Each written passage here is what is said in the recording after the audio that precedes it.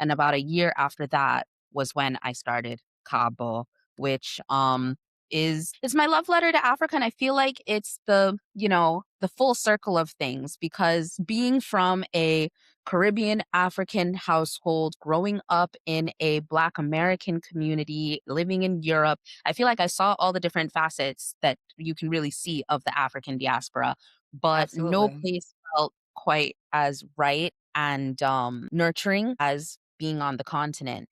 And I came to Nigeria for the first time in 2019. Before that, I had never been to Africa. I've never been to Nigeria. And it just took that one time of seeing it to be like, no, I have to be here and I have to do something. And one thing led to another. And I felt like the most effective way for me to reach my ultimate goal, which was to basically repatriate all of that human and economic capital that we have within our Black communities outside of Africa back to Africa, was through travel because people don't realize it, but when you travel and when you experience things, it moves something in you. And in a very indirect way, if your travel experience is good and you feel connected to the place, after that, you automatically become an advocate. Everybody that I've brought to Nigeria and that has had a good experience in Nigeria is now connected or giving back in some way, reinvested or doing something in some way. So that is a very long story short. So, I want to know with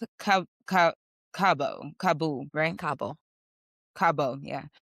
You're curating experiences, authentic experiences in Nigeria. Can you talk a little bit about that? Because we know how you got there. We understand your inspiration and your passion behind it.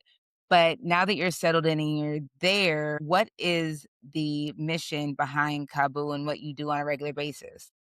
So the mission is still the same. We'll say that before I was a lot more rose colored glasses with regards to Nigeria. I was very much like, oh, we're going to make Nigeria great again. And, just gotta bring people back. Now I've been here since October. My schedule here is basically 6 months here and 6 months in Milan. And so I've been here for almost 6 months now.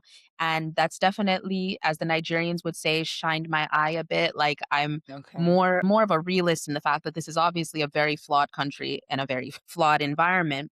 And so while the mission is the same, I've also accepted the fact that I can only change in my immediate vicinity with regards to my workers, my vendors, my clients, with the hope that, being in community with other people and other people seeing how I operate and seeing how I do things, that kind of spreads.